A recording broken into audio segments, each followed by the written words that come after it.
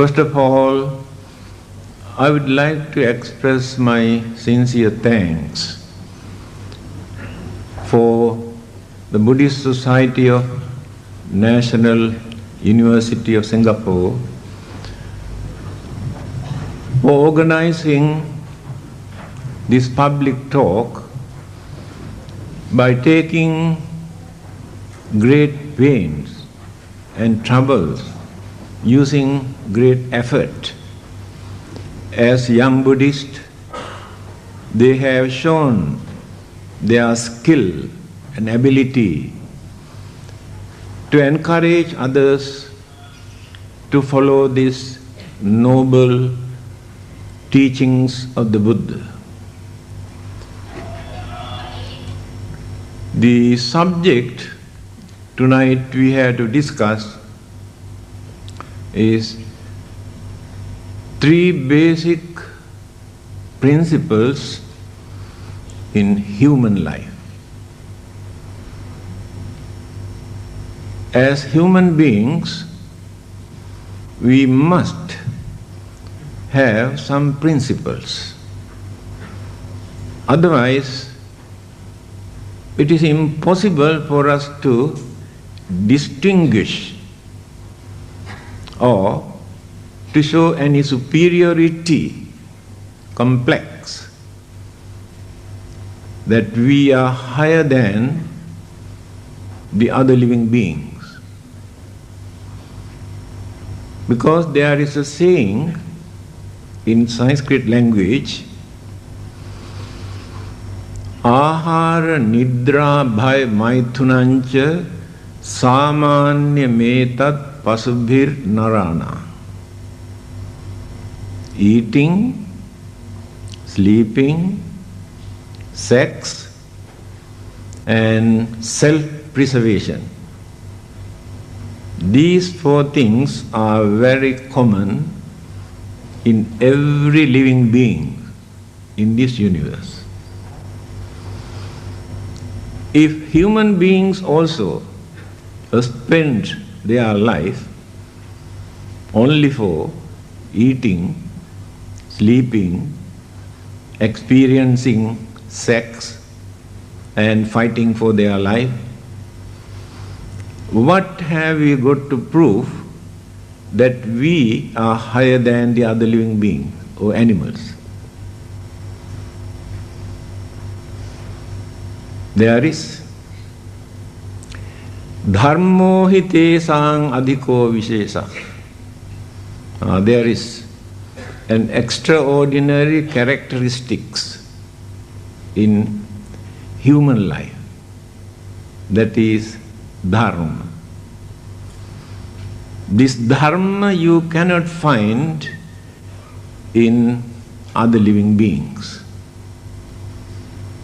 because human intelligence is far superior to all the other existing living beings in the whole universe. That is why human mind learn to appreciate the dharma by using that intelligence. On the other hand, you will be surprised to hear that human beings are the only living beings in this universe who have a religion. Even devas, brahmas have no particular religion. We worship them, do some offerings in the name of devas and brahmas. But we do not know that our human intelligence is far superior to their intelligence.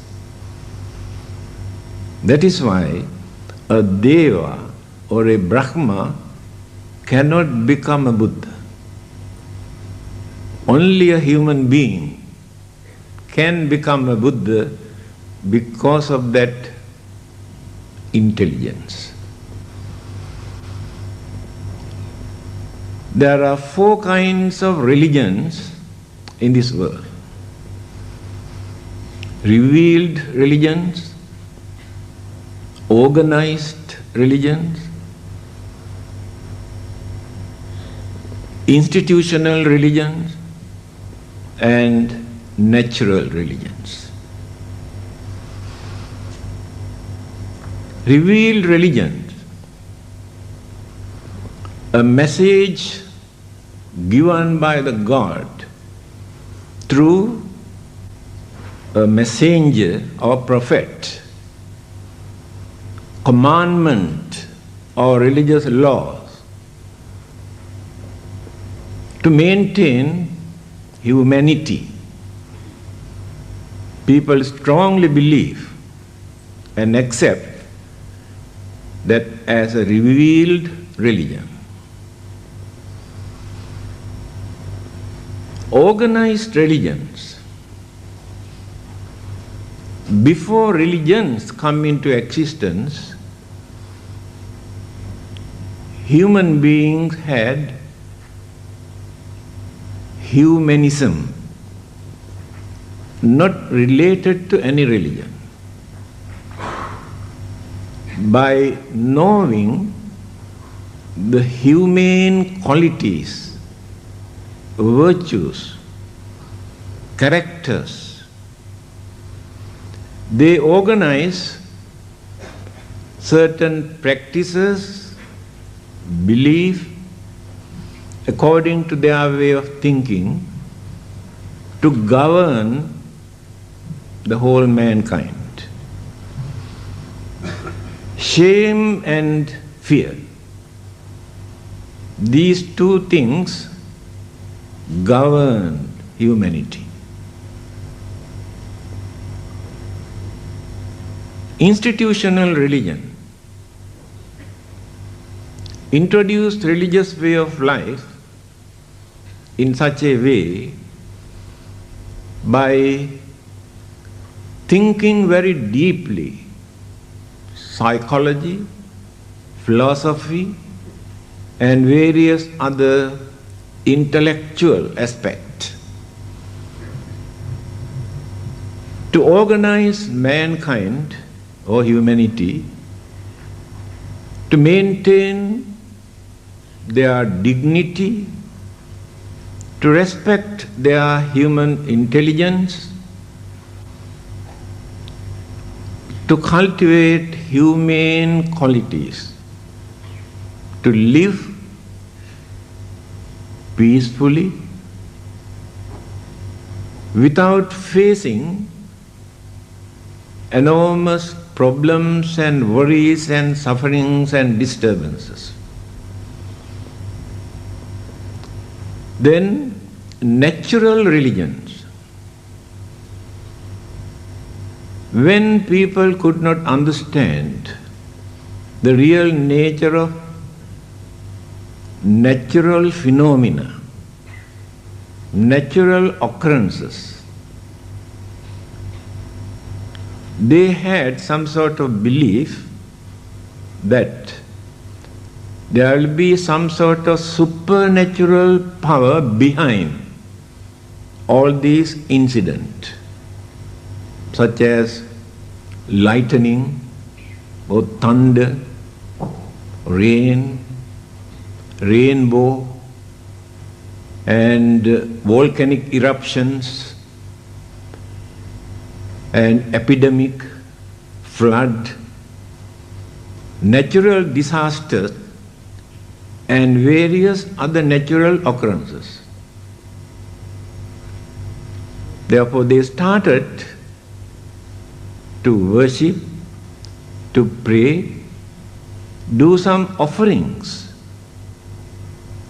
to avoid certain misfortune, as well as to gain something through the influence of such unknown, unimaginable forces. So natural religion started in this way. Buddhism is not belong to any of these four groups. In fact, although we use the word religion, when you define the word religion from the dictionary, we cannot satisfy with that explanation, because Buddhism has gone beyond that. So the most suitable word for the teachings of the Buddha is dharma, not religion, but a common usage. We have no other choice. We say it is a religion. What is dharma? It is very meaningful. Because in religion we cannot find such deep meaning. Chatusu apayesu cha vatta dukkhesu cha apatamane kattva dhareti ti dhamma. Definition.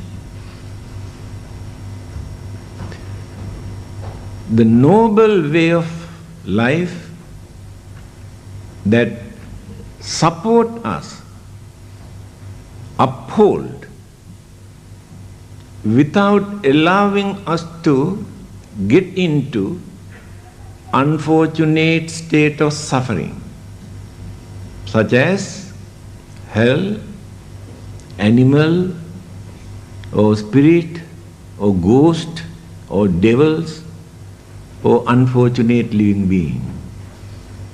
So if we follow the dharma hold us, support us, without allowing us to fall or to get into any of those unfortunate state of suffering. See how meaningful it is. That is the definitions of Buddhism. Buddhism is not a revealed religion. The Buddha did not get any message from heaven or from God. He never had any teacher to teach him how to gain enlightenment. Name acharyo atti, he said. I never had any teacher to teach me how to gain enlightenment. What I did, by using my full effort,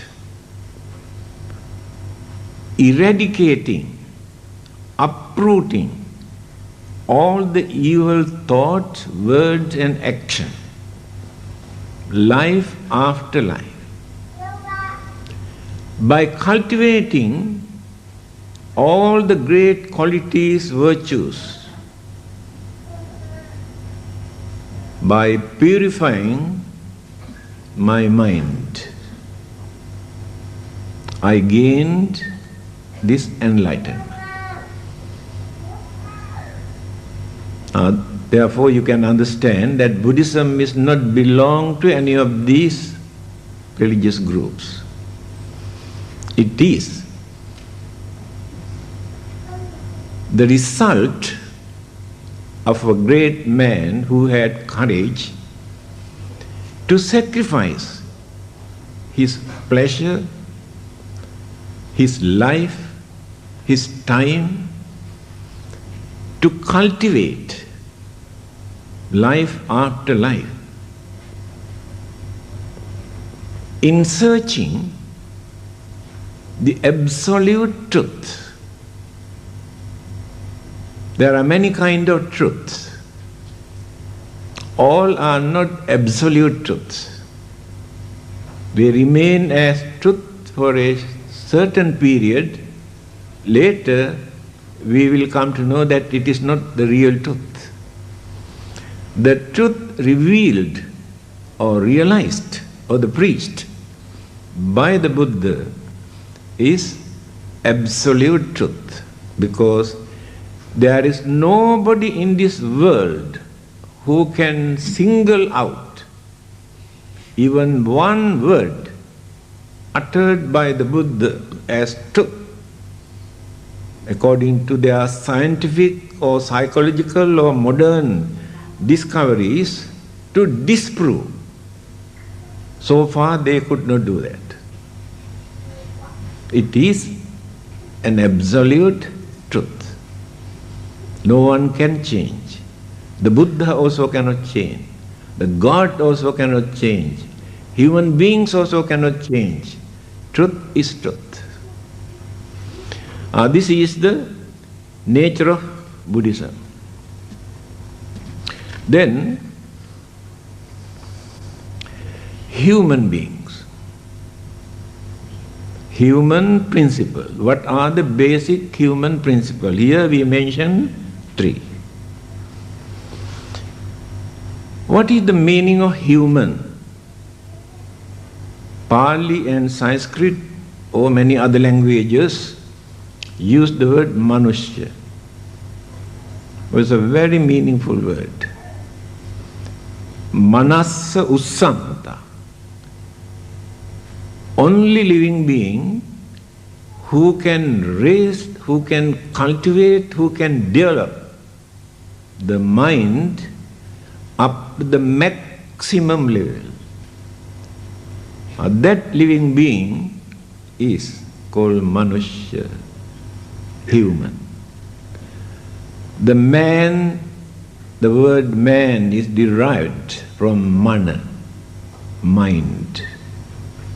One who got a mind to think, that person is called man. When you say man, please remember woman also included. Without woman, there is no man. Then, the Chinese definitions of humanity. Chinese philosophers say, human beings must have human-heartedness. In that human-heartedness, there must be sympathy and honesty. If these 2 qualities are not there in their humanity, they are not real human beings. Chinese philosophers. Western philosophers define human as those who can use their sense of reasoning, especially Greece. They say human beings are the only living beings who can use their sense of reasoning. But many other living beings use only their instinctive power for their survival, for their pleasure, for their protection. They cannot go beyond that. But human mind can penetrate, can go through any existing matters or elements or the world system in this whole universe. There is no such energy that we can compare. The Buddha said in Anguttara Nikaya, Nahang bhikkhave anyang eka dhammampi samudupassami yathidang bhikkhave citta. Cittang bhikkhave lahu parivarta. He says, I have never seen another dynamic energy other than human mind, that which runs so rapidly. Take for instance, all those who have studied science can understand atom,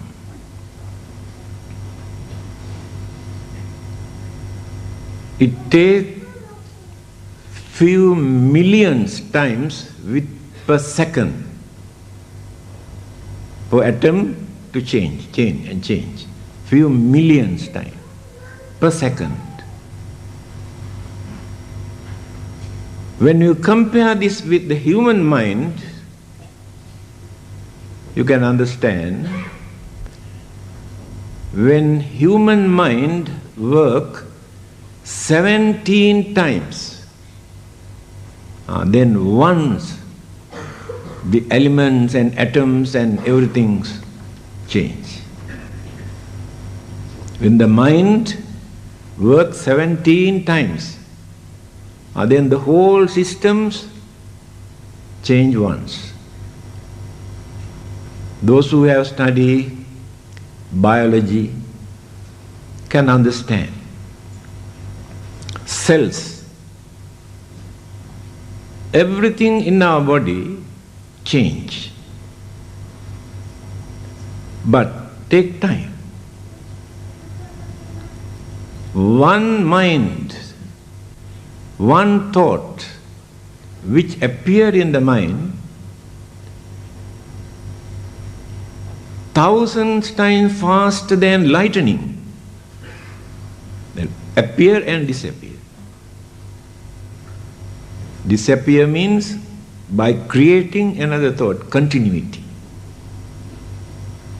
This is the nature of the mind.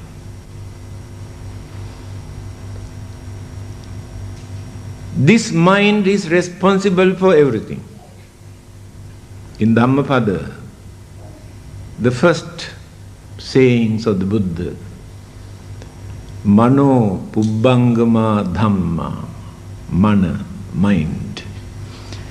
Mind is responsible for everything that which exists in this whole universe, good and bad. Human mind is responsible.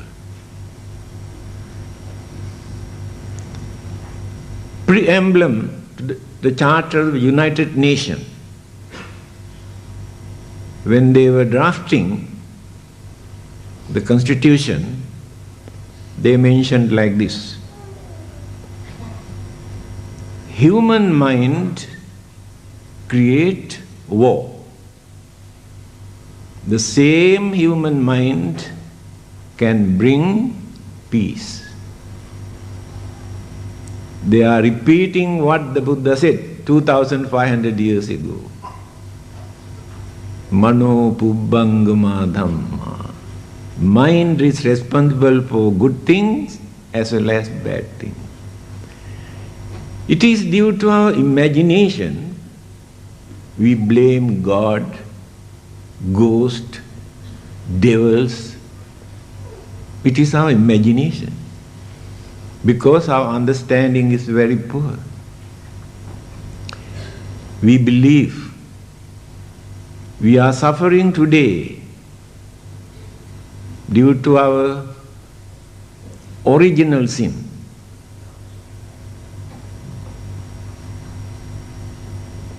Recently, when a speaker giving a talk, he mentioned, if Adam and Eve were Chinese, we never become sinners, original sins, no more. Why? Instead of eating forbidden food, if Adam and Eve were Chinese, they eat that snake which appears first.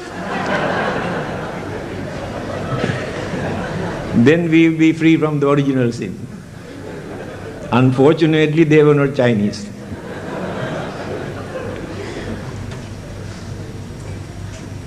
This is the reason. They say, we have sicknesses, we become old, we die because of that original sin. All right? What about animals? Animals also suffer from sicknesses. They also become old. They also die. Is it due to their original sin? Because they don't eat apple.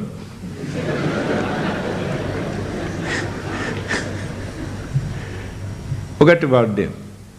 What about the plant life? Plant life also suffer from sicknesses, grow old and die. It's due to original sin. These are the things that you have to consider by using your common sense without accepting what people talk about the creations and the beginnings and the reasons. When a speaker was giving a talk, he started to tell, at the beginning, when God started to create heaven and earth, somebody interrupted suddenly. May I know what he was doing before he started to create heaven and hell? It's a very difficult question to answer. Then the speaker said, I think at that time he was creating hell for those who ask this kind of questions.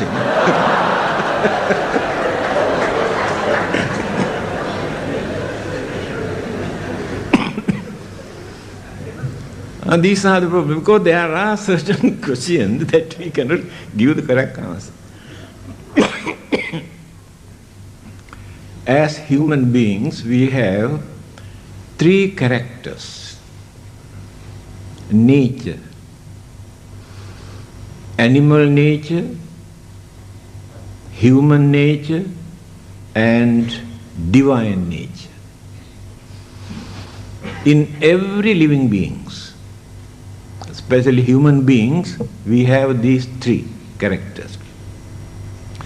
By using our intelligence, we subdue, control our human nature. So when we subdue and control our human nature, then we cultivate human nature by subduing animal nature. What is human nature? What is animal nature? Just now I mentioned, animals have no sense of reasoning. Animals have no intelligence to control their anger, their emotion. Animals have no shame and fear because they lead the normal, natural way of life. But as human beings, since we have a mind to think deeply, we have realized certain things are immoral, certain things are moral, certain things are wicked and cruel and dangerous, certain things are good and useful, by using that sense of reasoning. But others cannot use this. That is why humans are higher than the others. So by suppressing animal nature, we maintain humane qualities. Then we must have patience, tolerance, understanding, unity, harmony, goodwill, compassion. These are the humane qualities. We have developed these qualities before religions come into existence. Later, what we have done, we invited God into our humanism that we have developed and introduced as a religion, and borrowed all these ideas and introduce that all these things are given by the God. Kindness, compassion, honesty, sincerity, cooperations, all given by the God. But before they accept or invite the God, they have cultivated, they developed these good qualities. But when they accepted religion, because of fear of God, they decided to uphold these good qualities and abstain from bad habit. Therefore, the concept of God, religion have done some service to humanity. So we should not condemn religion, any religion. Religions have done something. Although Bertrand Russell says, religions have done more harm than good to mankind. Jealousy, hatred, discriminations introduced by different religionists. He says, those who have no religions live peacefully without fighting and quarreling. Those who have religion every day fight because of religion. That is why Bertrand Russell says, religion has done more harm than good. But I don't agree with him. Religions have done, whether it is Buddhism or Christianity or Islam or Hinduism or any other ism, religions definitely control this mankind. If with religions, if human beings behave today in this way, what would be the situations of the mankind if there's no religion? Assume here, Singapore government announced tomorrow for 24 hours there is no law, no police, no army, no court, no punishment. 24 hours we want to test you, whether you behave as real human beings or not. I think 24 hours more than enough for you to destroy the whole island. In spite of all these religions. Then what would be the situation if there is no religion? This is the danger of human mind. That is why religion is needed. Animals and other living beings can live without religion because they follow the nature. Human mind, human intelligence violated, has gone against the nature. Now, no one can control human mind. It is so deep. Take very simple example. Medical science is so advanced today. Surgeons have discovered transplantation. Now, eyes, heart, kidneys, and pancreas, and recently lungs also. Transplant.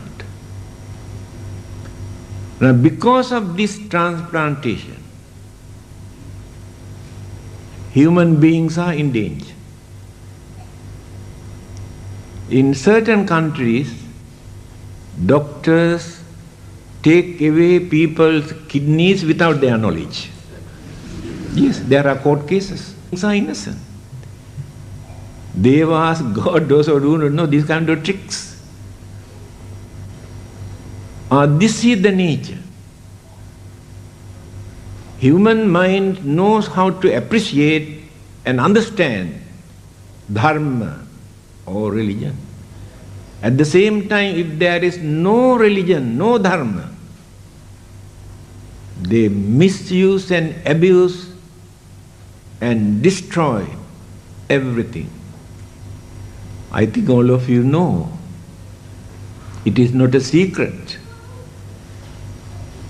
How far they have developed their scientific knowledge, discoveries. Today, if President of America push one button, within half an hour, the whole world turned into ashes. Do you know that? This is the development of the human intelligence. Everything is ready. This is called development. They have discovered atom, thinking that they can do a lot of constructive, use for constructive purposes. But they develop atom bomb, nuclear bomb, so destroy the whole world, not only this world. Even sun and the moons also will be affected. They found out. Human mind. That is why the Buddha says he has never seen such a dynamic, energetic force other than human mind. If this mind is not controlled or trained, disciplined properly, they will destroy everything. They have started. All the other living beings slowly, slowly disappear because of human being. Water pollution, air pollution, and destroying the earth, saying that they are developing the country. Actually, they do not develop, they destroy. But other living beings never destroy anything that exists. Only human beings. So one day, if there is anybody to destroy this world, it's not God. Before that, human beings will do the job. They are ready. So, principles we had to uphold for our own benefit as well as for the benefit of others. We observe sila, precept. Just now we observe pancha sila, 5 precepts. Sila means discipline, train. I train myself by knowing vast difference. Buddhist principles and the commandment and religious laws. Commandment and religious laws, they follow because of fear. Fear of God, fear of punishment. Otherwise they can do anything. If there is no such punishment, if there is no God, they can do any wicked thing in this world. But here, sila means I trained my mind not to do this. Not because of God, not because of punishment, but knowing that it is bad. The Buddha says like this: I preach you according to my experience. It's not a message given to me by somebody, my experience. I have done a lot of bad deeds during many previous births. I can remember how I had to suffer because of the bad deeds that I have committed. Therefore, through my own experience, I am telling you, better not to do bad things. You had to suffer. and you also create suffering. I have done a lot of good deeds, meritorious deeds. I can understand what a wonderful, happy, peaceful, prosperous, contented life I had because of the good deeds that I have done. So I advise you also to do some good deeds. You also can experience that good result. So in Buddhism, you cannot find commandment, no religious laws, no religious punishment. Religion never punishes you, but your action punishes you, not religion. You had to face the consequences. It is not the Buddha or religion punish you. You create that.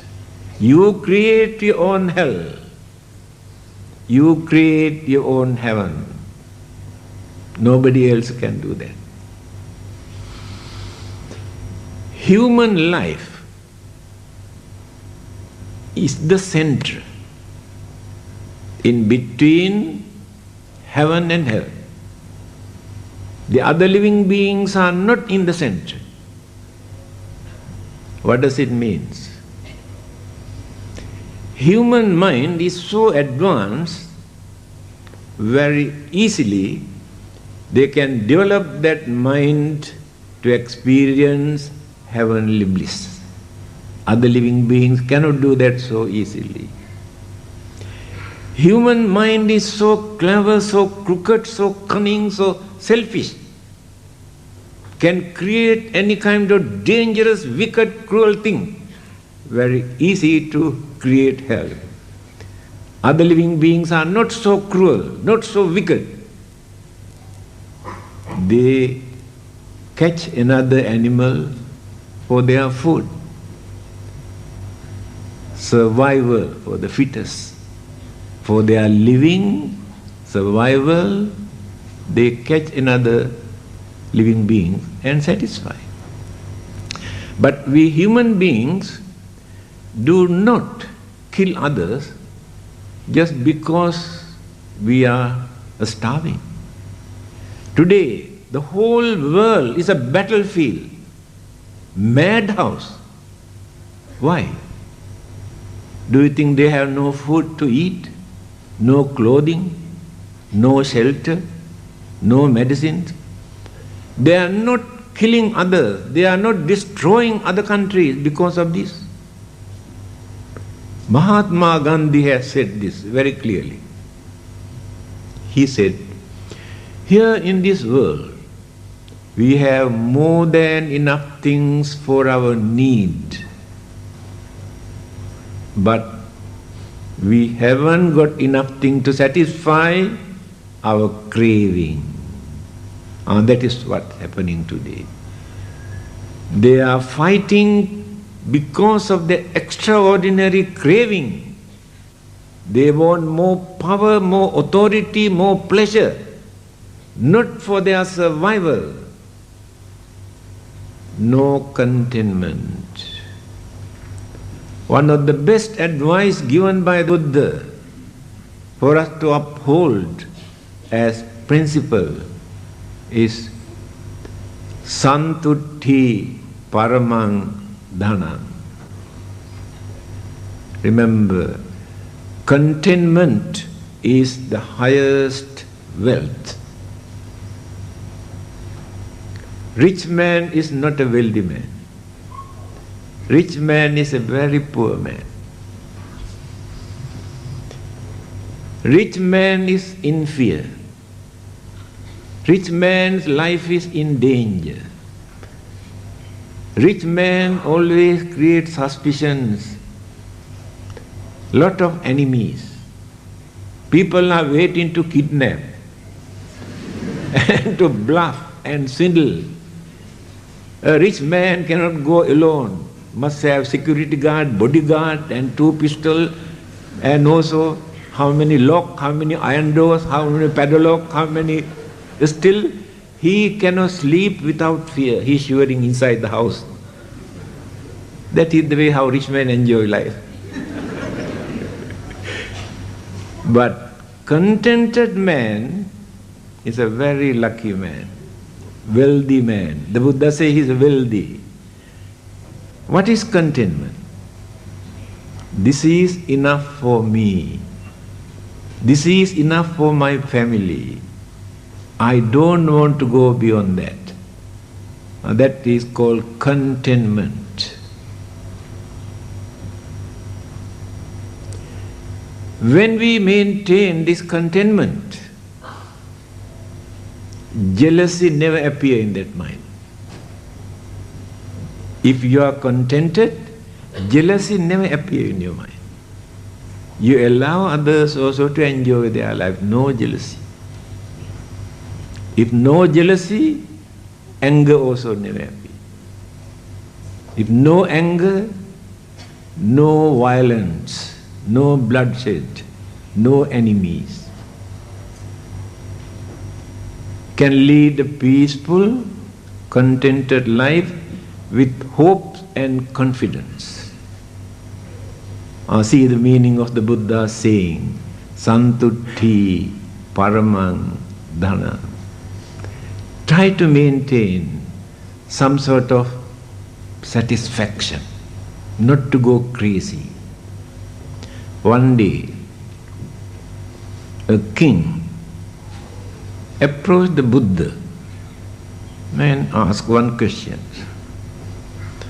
I have seen the priest, the followers of many other religions, because there were many religions in India at that time. I have seen many of them. But when I look at your monk, your disciples, I can see serenity, cheerfulness, very good complexion in them.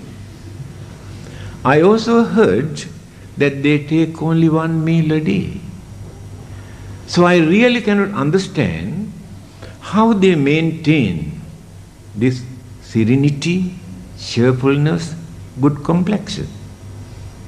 The Buddha gave a beautiful answer. This is not only for the monks, for everybody. He said, Atitang nanusochanti. My disciples do not regret for what they have committed earlier. They don't repent. According to Buddhism, there is no such thing as repenting. Do more and more and more meritorious deed, good deed, some service to others to overcome. It is not by repenting and praying and worshipping. That is the Buddhist attitude. Nappajappanti nagata. My disciples never worry about their future. Who are going to attend to us when they are sick, when we are old. They have no such ideas. Pachupannena yapenti. They satisfy whatever they receive. Maintain contentment.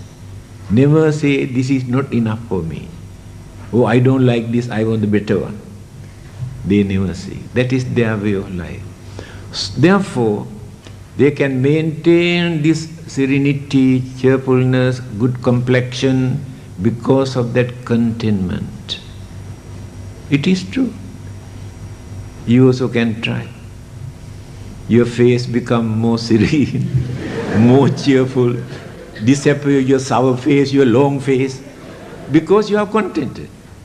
Every day your faces are very sour. Don't know why. Because you are not contented.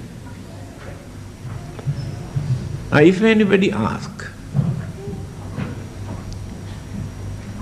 why we cannot satisfy with our life, although we have more than enough things, why we cannot satisfy with this life? What is the correct answer? The correct answer is, we have no contentment. If there is contentment, we never say, oh, we cannot satisfy with this life. We say we cannot satisfy due to conflict of selfish desire and impermanence. Clash. Selfish desire like to have permanent, peaceful, happy, prosperous life. The things that which appears are impermanent, change. Otherwise they never appear. So, our selfish desire cannot agree, cannot satisfy with these changes, impermanency. Anicca, dukkha, anatta. Natural phenomenon, universal phenomenon. But selfish desire won't. Take for instance, we like birth, but we don't like death. That means no contentment. But there is no birth if there is no death. Death is the beginning of a life. Birth brings the death certificate, not the birth certificate. I wrote one booklet, just prepare. Life is uncertain, death is certain. I think that booklet is there. When you read that booklet, you get the answer. Setting sun here in this country becomes the rising sun in another country. So setting sun is not the end of the sun. So death is not the end of our life. Death is the beginning of another life. So the birth is the beginning of death. Birth and death and birth and death. One day, the Buddha advised Ananda, his Ananda, if anybody asks this question, why death take place? You must say, death take place because of birth. If there is no birth, there is no death. That is the correct answer. If you try to stop death, you are not understanding people. You are going against the nature, and it is a losing battle. In the end, you have to surrender. You are not ready to face fact. So the first principle among those three basic principles is the precept, virtues, morals for the development of our life. We have wrong concept about life. We take body as our life. Biggest mistake. We cannot see the life. Mental energy and life process both work together. The body is the shelter, the house. We devote our whole life to attend, to look after, to feed, to wash, to clean, to beautify, to decorate. And how much do you spend for your cosmetic? Beautify, thinking this is, you are decorating your life. This is the dirty, ugly, smelly, filthy, impermanent physical body which create enormous suffering.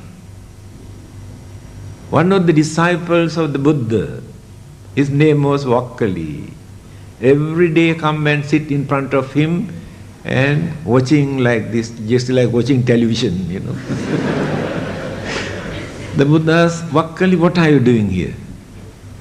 Reverend Sir, when I look at your serenity, your features, your complexion, gives me a lot of satisfaction. Then here you can understand who the Buddha is. This is very important. The Buddha say, Kingte Vakkali imina putikayana duggandena sarina, then invent thing like this, Vakkali. What do you gain by watching this dirty, ugly, filthy, impermanent physical body? Whether it is the Buddha's body, or my body, or your body, makes no difference. Buddha is not a busybody, no? Just like same physical body. Because the Buddhahood is not in the physical body. Then the Buddha say, Yo Dhammang Passati, so Mang Passati. This is a wonderful, beautiful saying. One who sees the Dharma, through this Dharma, he can see who the Buddha is. This saying is more than enough for you to understand, to see the real Buddha. If you want to see the real Buddha, must create that Buddha in your mind through this kind of saying, teaching. The image that we create is artist impression. It's not the real Buddha. But we worship because that gives us some sort of satisfaction. It is very important. But you cannot see the real Buddha through the idols or images. But you can see real Buddha, this kind of saying when you study. Another well-known personality, follower of another religion, came to see the Buddha, Upali. He said he wanted to become a Buddhist. The Buddha asked, why do you want to become a Buddhist? He said, people say your teaching is wonderful, beautiful. I also decided to become one of your followers. The Buddha, have you ever heard my teaching? No, I have never heard. Then how do you know whether you can practice my teaching, whether you can agree, whether you can understand my teaching? That is not the way for a man to change his religion. Must study, try to understand, is appealing to that mind, then decide. Then this man said, Venerable Sir, I think this advice is more than enough for me to understand the nature of your teaching. If I have approached another religious leader in this country, embrace me and announce such a great man also come and embrace our religion. Instead, you advise me to wait and study and consider so many things. That is enough. I am fully convinced. Here you can understand who the Buddha is. That's what the Buddha says, Yo Dhammang Passati, so Mang Passati. One who sees the Dharma can understand who the Buddha is. Then, there are three basic principles called Sila, Samadhi, Panya. These are the three basic principles. Only human beings can cultivate. Others cannot. Devas also cannot. Who are those devas who enjoy their life? During their previous birth, they have done a lot of meritorious deeds as human beings. And they had the opportunity to be born in Devaloka to experience more worldly sensual pleasure. But they do not know what will happen to them in the end. And there they do not perform meritorious deeds. They have no particular religions to consider. When you go to Brahma world, they lead very peaceful, very contented, very happy life, tranquility, calmness. In fact, they use only two senses, eyes and ear. Other three are not active, control. Especially when this one is controlled, we can live peacefully, you know. All our problems come from here, you know. Beautiful sayings in Christianity and Buddhism, both. People always talk about, we cannot eat this, we cannot eat this, if you eat this, we pollute this, we spoil this. But the Buddha and Jesus both have said, it is not the thing that go to the stomach through the mouth that pollute everything. The thing that come out from the mouth pollute everything. So these are very meaningful sayings. In every religion you can find such wonderful teachings. So they use only eyes and ear for their survival. Who are these people?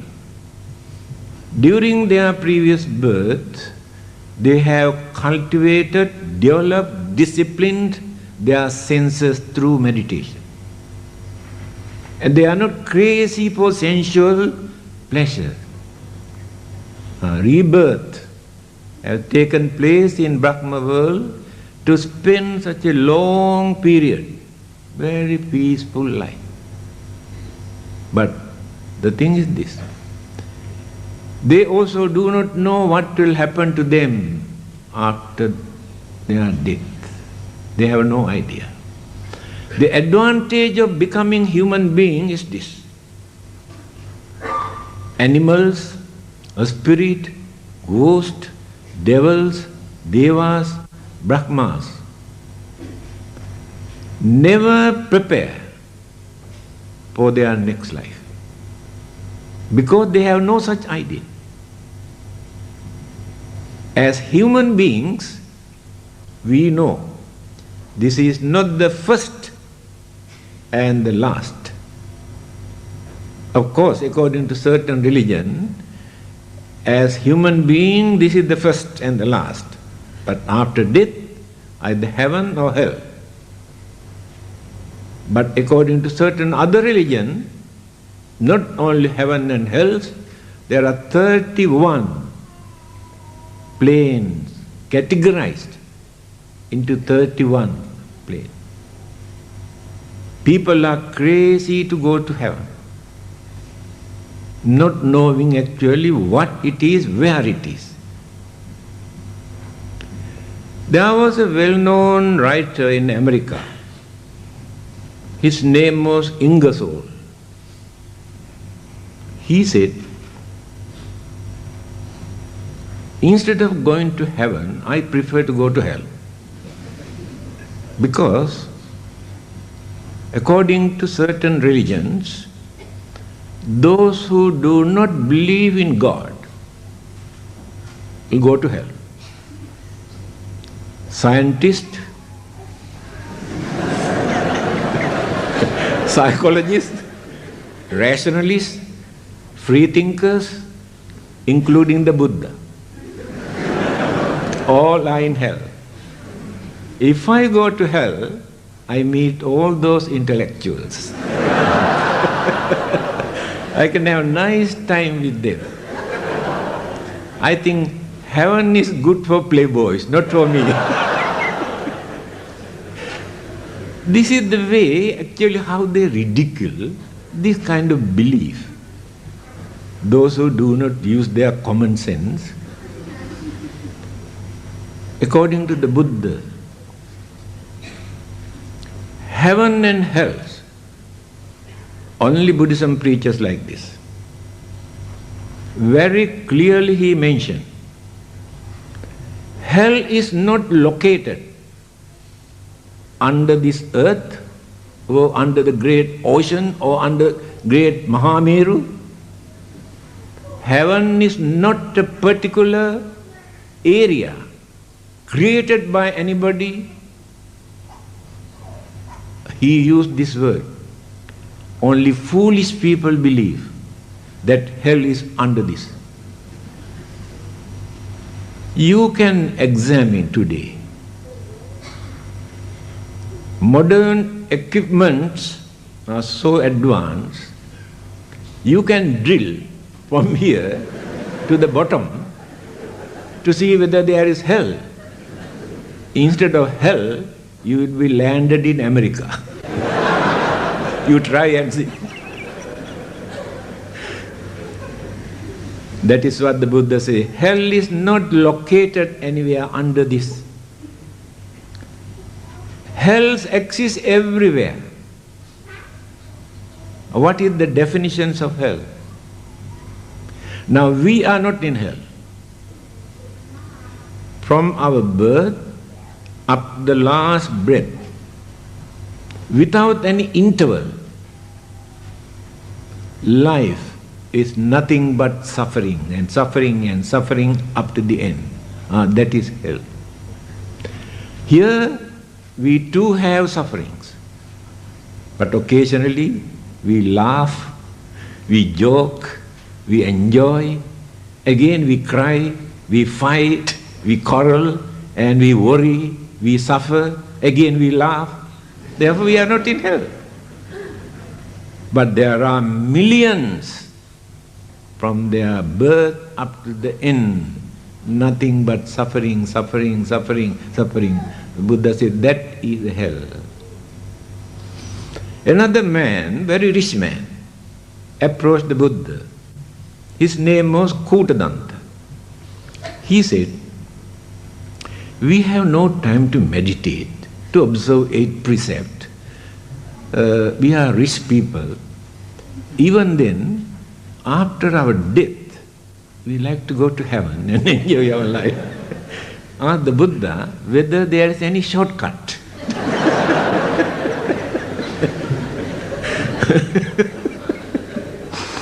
Then the Buddha said, why do you want to wait until you die to experience heavenly bliss? While you are living here in this world, you can experience heavenly bliss if you know how to handle this life properly. Can understand, Buddha is a practical religious teacher who never create mythology, belief, imaginations in our mind. Practical way. You can create your heaven if you know how to handle your life. That is what you are here, to know something, how to make use of this life, how to avoid problems and troubles and worries and disturbances, how to gain more knowledge and understanding and wisdom.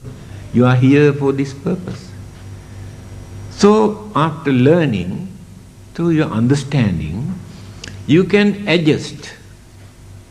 But other living beings have no that chance. That's why I told you, we are fortunate. Assume we are suffering. While sufferings, we think we are suffering while others are enjoying, because we have not done enough good karma during our previous birth to maintain our human life. Therefore we must be wise. Therefore we must prepare not to suffer again. Then do more and more meritorious deeds. What is the meaning of meritorious deeds? Do some service to others to release their suffering, their worries, their fear and their poverty, their problems. These called meritorious deeds. Do some service to others. The more you gain happiness, the merit means happiness. By doing some good deed, the happiness that you gain is called merit. It is not the material gain, the happiness. That happiness, punyani paralokasming patitta honti paninam, the sayings of the Buddha. Punya, chittang punati ti punyang. English word merit doesn't give the real meaning. Whenever we do some good deeds with confidence, with happiness, with understanding, that is called punya, merit. English word merit doesn't give that meaning. The Buddha used the word merit as punya. Punyani paralokasmin. After our death, there is nobody else to help us. Only our own karma. But some people still believe that after their death, when people put something into their coffin, they get in the next life. Do you know, according to my observation, I noticed Chinese are the most cleverest people in this world. Do you know why?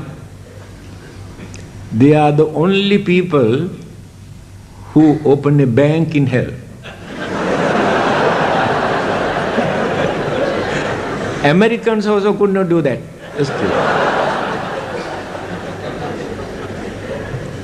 Not only that, they produce currency note, valid in hell. What happened? When they burn this currency note, one who is in hell receives just like a fax message. See how clever they are? I understand in Taiwan there is a modern method. Because every day they are burning, especially this period, your good friends coming. This period, they burn and burn and burn, and the whole country, the smoke. So now they have introduced credit card system. Put the credit card into the coffin, finish, nothing to burn. I think better to introduce in Singapore also.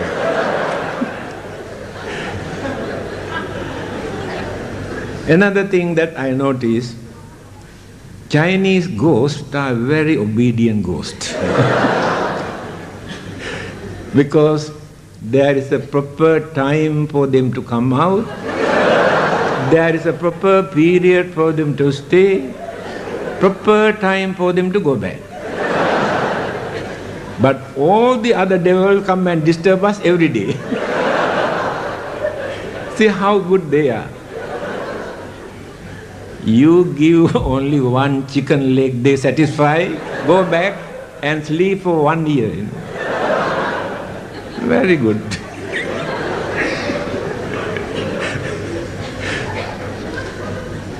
So,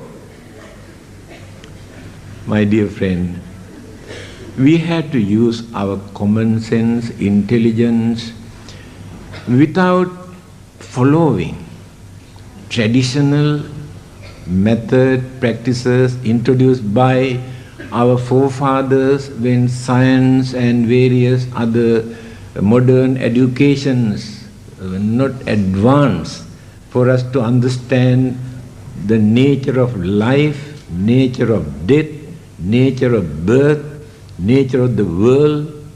They were in the dark. The method they started to avoid certain fear and worries and disturbances, still we follow. time has come for us to minimize as much as possible. Because we notice the other religionists take the advantage to condemn, to ridicule what Buddhists are doing. They say Buddhist. Whatever Chinese do, poor Buddhism get the blame.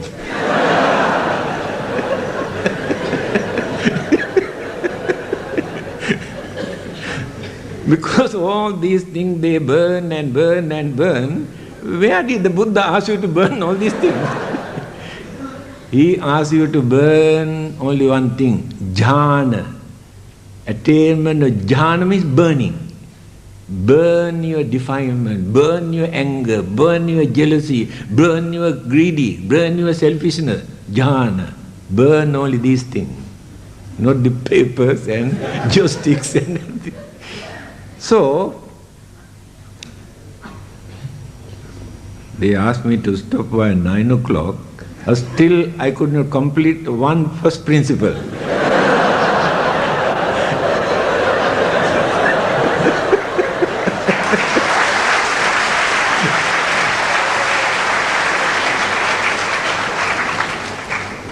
Anyway, let us come to the second one. Sila we have completed, I explained. We do not observe Sila only by abstaining or keeping away. If you say, I take the precept not to kill, not to steal, not to do this, that is only one aspect. Charitra Sila, Varitra Sila. Two aspects, negative and positive. When you decide not to kill, varitra, keep away from killing by knowing that it is bad. Then the Buddha said like this, if you cannot understand why killing is bad, attanang upamang kattva nahaneyana ghate. When another person come and try to kill you, how do you feel? Very nice. Try to cut, or try to shoot, or try to stab, how do you feel? Attanang upamang kattva. So when you try to kill another living being, that living beings also experience the same thing what you experience. See the practical way how the Buddha preached. Another very nice parable to understand Buddha's way of teaching. One day when he was sitting on the bank of a river with a group of disciples, he saw a piece of wood, a log, floating in the river. Then the Buddha says, can you see that piece of wood floating there? Yes. What do you think about, what is the fate of this log?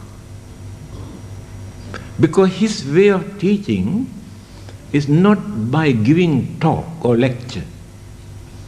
Allow others to think. Then open the mind, give the chance for them to open the mind to understand. But others give commandment, religious laws by creating fear and threatening, frightening. But the Buddha never adopted that method. Only opening the mind. Some disciples said, I think the more and more water goes inside his wood, it may sink. The Buddha said, yes, you are right. Then another group said, when it was floating like this, some people may come and take it home and cut into pieces and use as firewood. Then the Buddha said, yes, you are right. Then another group said, this one, if there is any island, this people landed somewhere on the way. Then the Buddha said, yes, you are right. Another group said, oh, this may reach the sea. Then the Buddha said, yes, you are right. Then he said, our life is exactly like that piece of wood. Uncertainty. No one can say earlier what really happened later. We can create our own imagination, but impermanency, changes can take place according to circumstances. These are beautiful parables, advices given by the Buddha for us to understand. He never prepared his talk and distribute the papers and ask people to read. He watched their mind first, whether people can understand what he is going to preach, because he get that psychic power, enlightenment. We haven't got that. Then he preached according to their mind. Then very easily they can grasp. That is why some people cannot understand. After listening to one or two words from the Buddha, some of them attain Arahant. We have been learning Buddhism from our childhood, still we could not attain anything. Those people, after listening one or two words, attain Arahanthood, they say. The reason is, the Buddha studied the mind first, then find out whether he can understand this. What are the obstructions, hindrances? How far he has developed his mind earlier to understand this. He got special characteristic, 6 kind of characteristic. This is one of them. So, attainment of sainthood instantly. Then the second one is samadhi.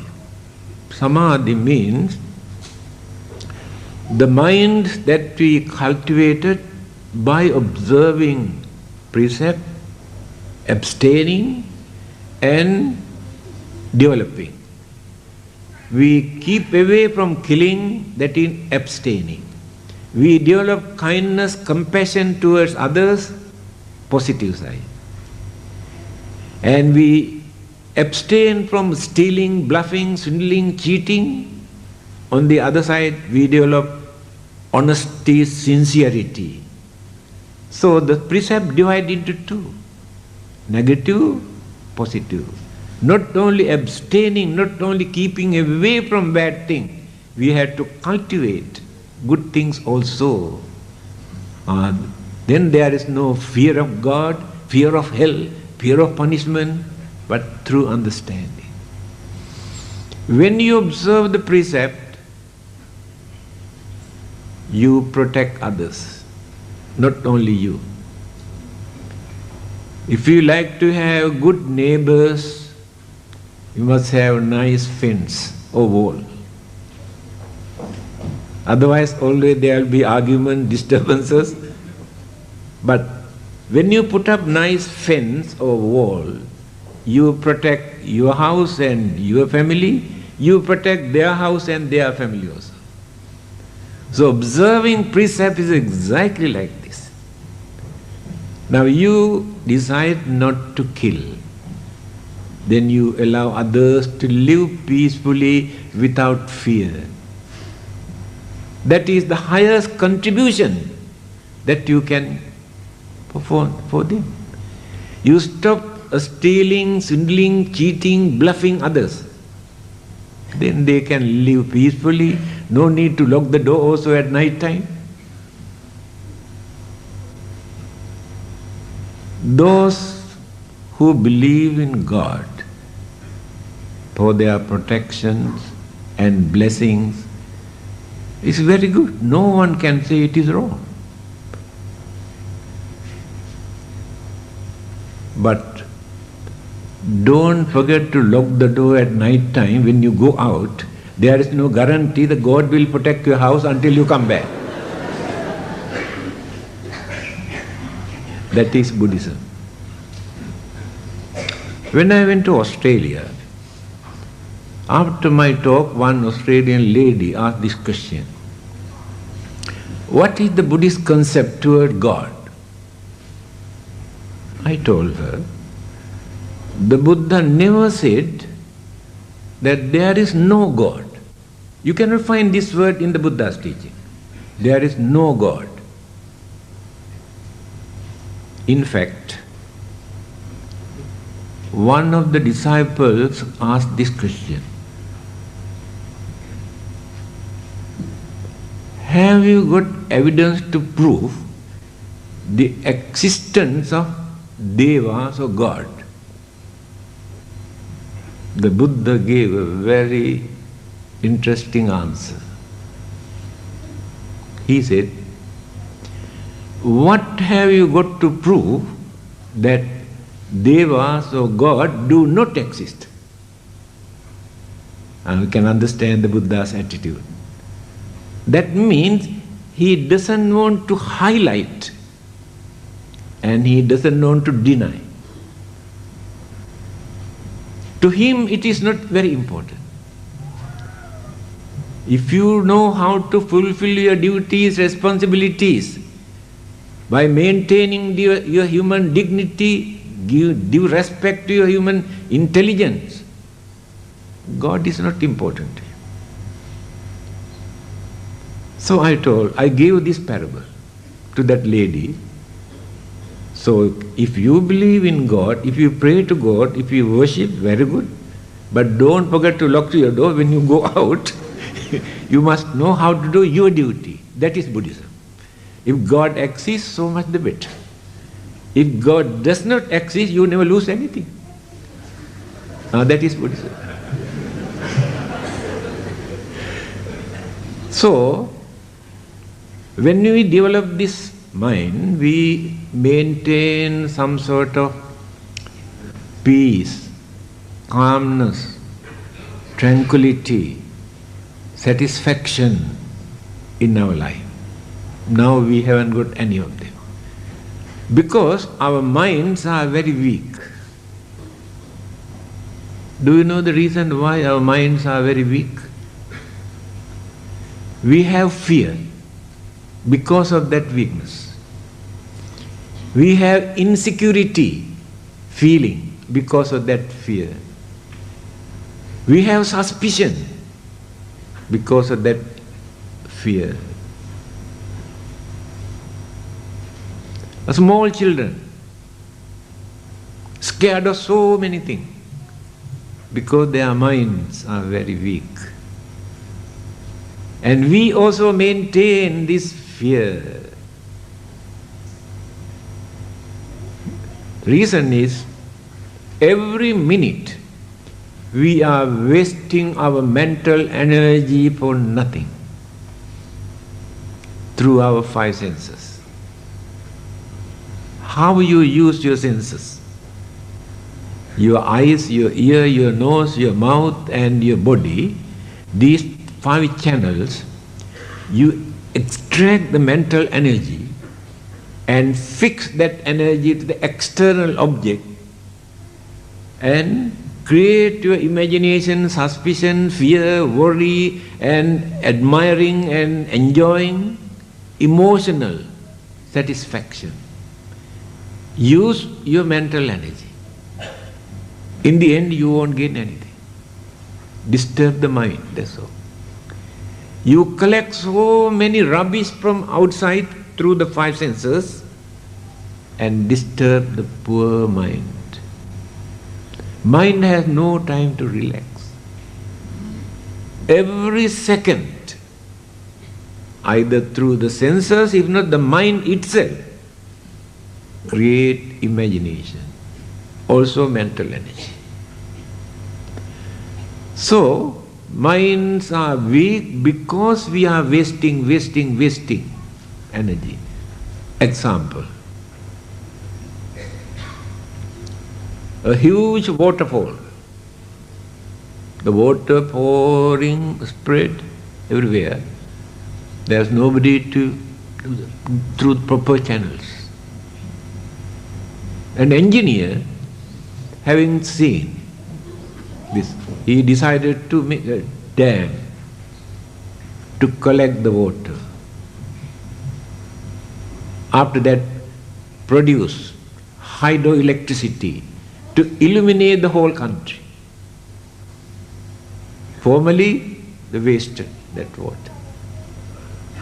Exactly in the same manner, we are wasting our mental energy for nothing.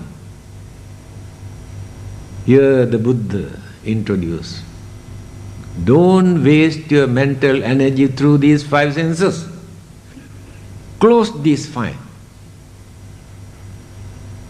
Then the mind gets the chance to relax. Because mind has to reject, mind has to accept, and to consider whether to accept or to reject. Real torture to the mind. Keep away from all those things. Allow that poor mind to relax. At that time, you rejuvenate, you recharge the battery in your mind that you have wasted. When you concentrate on one particular object, neutral object, without allowing the mind to run here and there, then you develop. Bhavana means development, not meditation. Meditation means deep thinking. There's no religious value. The Buddha used the word bhavana, development. Development of the mind, that means we harness, accumulate the lost energy and develop. When it is developed, the mind becomes very dynamic force. The fear we had earlier disappear. Suspicion, insecurity, all those things disappear. Then we get courage, knowledge, understanding, wisdom through this cultivation. This method has no religion, not belong to any particular religion. Any human being who has a mind can practice this method. Then, when these disturbances are no more there, we have certain evil root deeply rooted into the mind, difficult to uproot. Now we keep quiet, look nice, look very cultured or religious when there are no disturbances. Now you have very serene looking faces, very happy, very calm, very nice, look very good people. But one or two words are more than enough to irritate and provoke and disturb you, you can behave like devils. Because those devils were sleeping, hiding. Now we are not, you don't allow them to come up. By considering the nature of our mind, we are keeping them always at the bottom as sediment. When circumstances come, irritation, temptation, then arouse. Entirely change our attitude, our way of life, our face, our mind, through the influence of internal evil forces. As long as these evil forces remain, we never experience happiness. Happiness is one thing, pleasure is another thing. We take pleasure as happiness. It is not happiness. Pleasure we gain, what is pleasure? Emotional satisfaction. Fleeting nature. Next moment disappear. The pleasure you had at this moment become the biggest headache and problem next moment. Now you can understand the difference between pleasure and happiness. Happiness we cannot gain by keeping those evil forces in the mind. When those evil forces, anger, jealousy, grudge and ill will, selfish ideas are no more in the mind, then the brightness that appear in the mind is the happiness. So now you are not experiencing happiness. You use the wrong word. It is not happiness. It is emotional satisfaction or pleasure. Pleasures are changeable, moment to moment. So if you want to maintain happiness, give this chance to your mind to relax, to develop, and to suppress and reduce and uproot later all the evil forces which are hiding in our mind.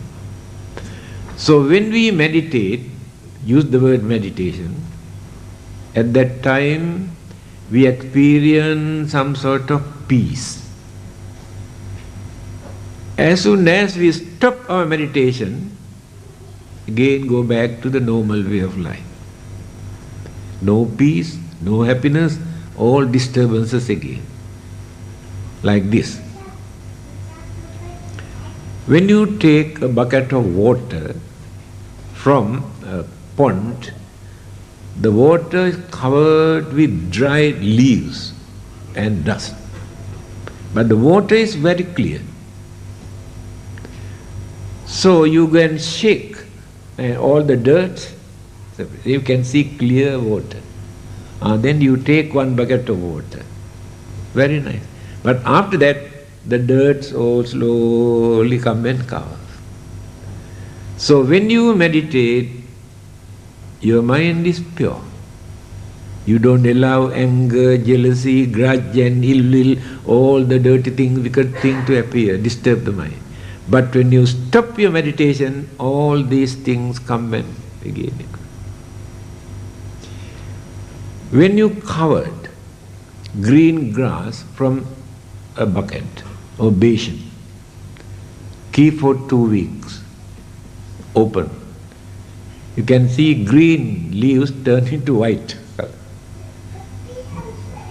So when you meditate, lot of changes take place in your mind. It's very calm, very serene, and no anger, no jealousy, no grudge.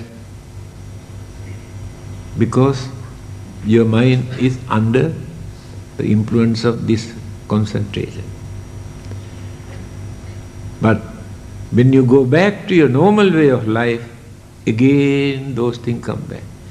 And the grass that you covered for 2 weeks changed the color because you stopped the sunlight. After that, next week when you come back, you can see again turned into green color. So our minds are also exactly like this when you come back to the normal worldly life. Worldly life is very troublesome. It is true. You cannot become very religious people. If you try to be very religious, your life becomes nuisance to others. Yes, your family people, your members, your friends cannot appreciate because you are too religious. Therefore, I don't advise anybody to be too religious. Become nuisance to others. Go step by step, developing without allowing others to create misunderstanding or become nuisance. Don't allow your way of life to become nuisance to others. You want to show you are too religious. The example, in your family. You eat anything, whatever you like. Suddenly you change your mind, you say, I'm vegetarian. Don't cook anything here, no fish, no meat, no egg, nothing. You become nuisance to all the others in your family. That is why I tell you, if you want to go to that extreme, then renounce. After that, no problem. Without creating disturbance to others. Lead a normal way of life. Again, the Buddha introduced this way of life, practical way. For lay people, householders, worldly people, one method. For the monks and nuns, another method. So you should not try to follow the monk's way of life. I advise monks also not to follow your way of life. Wrong method. Today they have mixed up all these things. By knowing the difficulties that you had to face, your duties, your commitments, your responsibilities, your obligations, so many things. You had to concentrate, you had to work, you had to earn, you had to accumulate, you had to support, how many things. And we have got time for you to meditate. You had to think about your children, your wife, your husband, your property, your business. But there are certain things that you can do as worldly people. Here the Buddha says, you can maintain 4 kinds of happiness. Atti sukha, bhoga sukha, anana sukha, anavajya sukha. 4 kinds of happiness. If you come to know that you have something, either bank account, or a house, or a piece of land, or a business, or some jewelries, you gain some sort of happiness. The Buddha said that is important for you. He never said you must throw away all those things and go back to jungle. Because it is not practical. Atti sukha, bhoga sukha. By spending what you have earned, don't be stingy. Some people work and earn, never eat even good food. And never buy good clothing also. Buddha says, enjoy your life. You can have nice food, good dress, nice house and television and no harm at all. But you must enjoy respectable way. Without harming, bluffing, swindling, cheating others. You can enjoy your life. Buddhism never say, you should not laugh, you should not joke, you should not enjoy your life. No. You can have a nice life, peaceful life, enjoyable life, but respectable way. Bhoga sukha. Anana sukha. By knowing your income, you had to adjust your budget, not to borrow from others. You had to surrender your dignity and under obligation. Sometimes you go and hide or run away from the country after borrowing from others. Don't make the habit to borrow from others.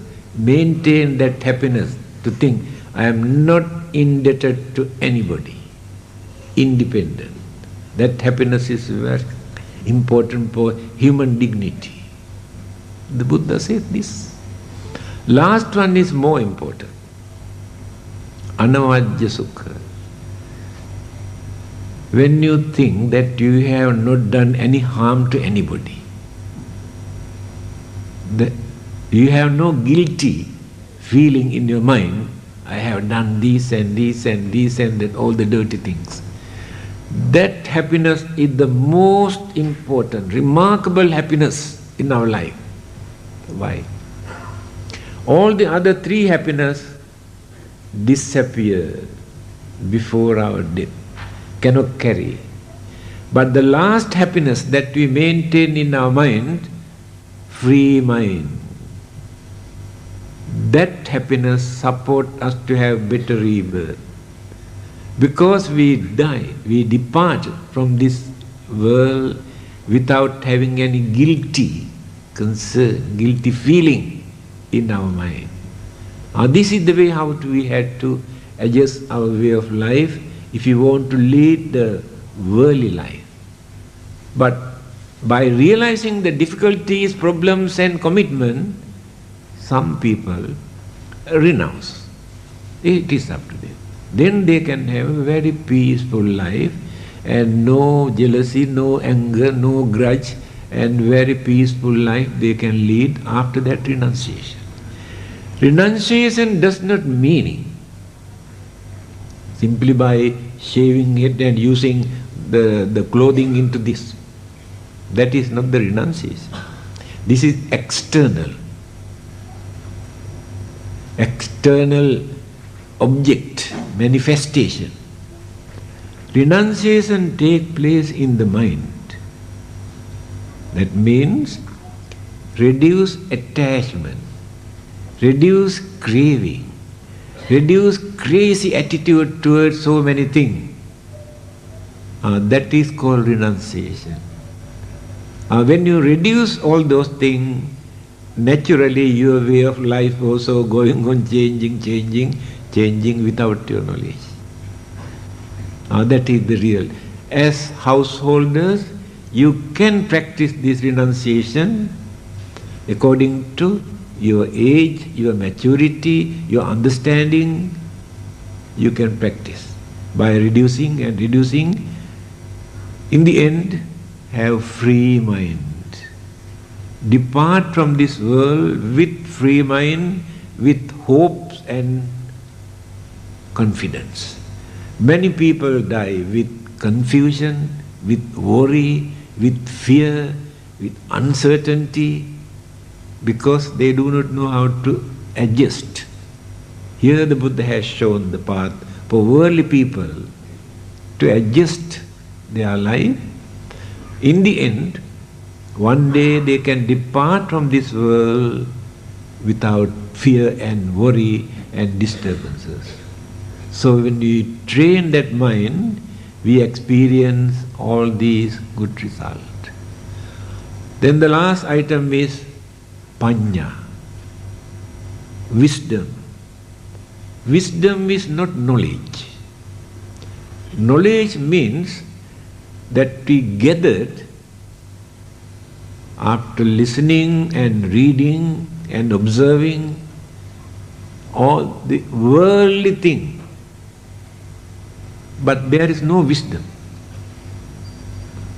Wisdom appears in the mind when mental hindrances, obstructions, mental pollution, mental impurities are not active in the mind. Otherwise, it remains as knowledge. There are many learned people all over the world, wonderful knowledge. They know everything under the sun and the moon. They are learned people. They have wonderful knowledge, but they haven't got wisdom. Wisdom never appeared. There is one particular characteristic of the Buddha amongst 9 virtues. Vijja charana sampanno. Vijja and charana. These both we can find in the Buddha, but not in many others. Knowledge or wisdom and character. Many people are very intelligent, but their character is horrible. Either hot-tempered, egoistic, emotional, jealous, greedy, temperamental, wonderful knowledge. Some others are very kind, very peaceful, patience, tolerance, all the good qualities are there.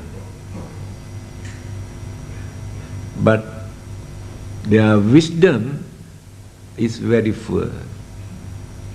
They are called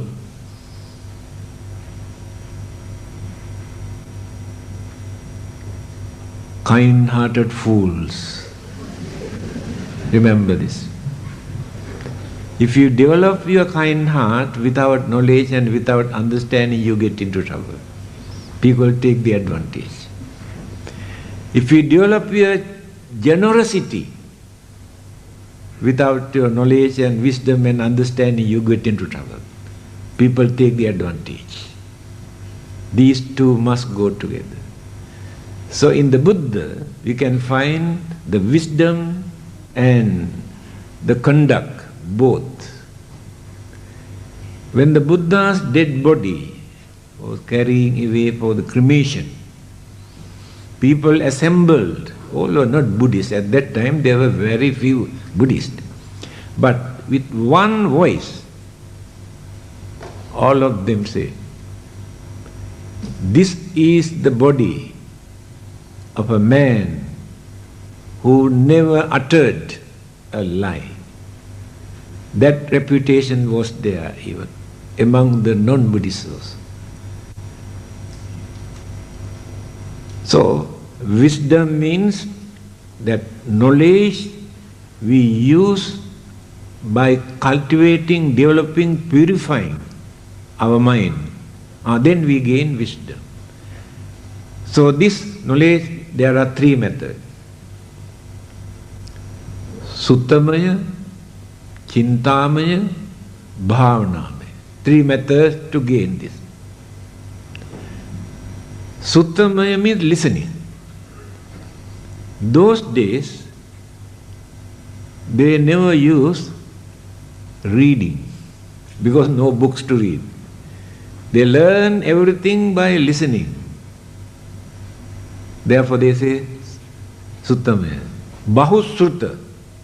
Very learned person is called Bahusruta. One who heard more. Bahusruta. That means learned. But never say, today say well-read man. Same meaning because we have books today. By listening, we gain knowledge. That knowledge is not very clear because you mix up with your understanding capacity. Even then you get some sort of knowledge and wisdom. Next one is Chintamaya. Chinta means thinking. You think unbiasedly, investigate, think deeply, try to find the answer, investigate, then you get knowledge of the answer. That is also not 100% correct. Then the last method is Bhavanamaya Panya. To this bhavana, meditation, by reducing evil forces from the mind, by cultivating our mind, by purifying our mind, we gain wisdom, turn into enlightenment. Why it is called enlightenment? When this hall is dark, if you enter into this, there are so many things, but you cannot understand what they are. Just touch and create your own imagination. Our mind at this moment exactly like that, because we have no enlightenment. But when you enter into this building, when the whole building is lighted, illuminated, then we can see what are the things and who are the people. Brightness is there. So when the dark cloud removed from the mind, brightness appears. That brightness is enlightenment. Real wisdom is there.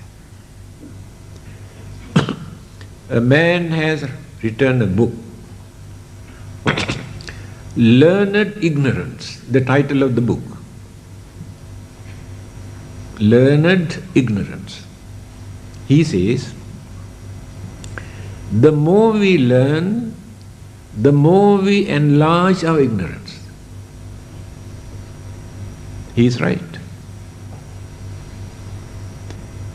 Because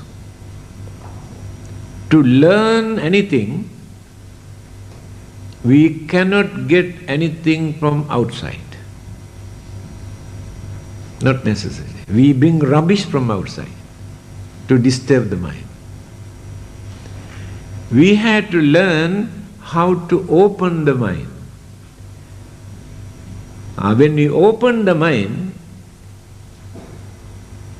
the development of this mind create knowledge, wisdom, understanding, purity, not from outside.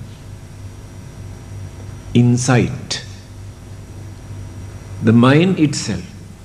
So when we try to meditate or do bhavana, we learn that closed mind, slowly we open that mind. Then the brightness appears, understanding appears, knowledge appears, then the willpower, courage, all the good qualities appear. We cannot bring them from outside. We cannot bring them from heaven nor from any other part of the world. All we had to develop in our mind. These are the three human principles, my dear friends. Sila, Samadhi, Panya. I explain these things without using many textual or explanations of book knowledge, by using some simple example and certain words that you can understand things. But further details, textually we can give. For hours we can talk according to the books. So I hope 1.5 hours, 2 hours. It started 7:30, exactly 9:30. I think organizers, I don't know whether they blame me, they asked me to stop at 9. Never mind, we have not wasted our time. I believe that you gain, you are benefited. You can continue, you can discuss with others, you can clarify. Then you can extend, expand, get further clarification. So, thank you for your indulgence. May the blessings of the Buddha and the Dhamma and the Sangha be upon you for your good health, long life, peace and happiness. Thank you very much.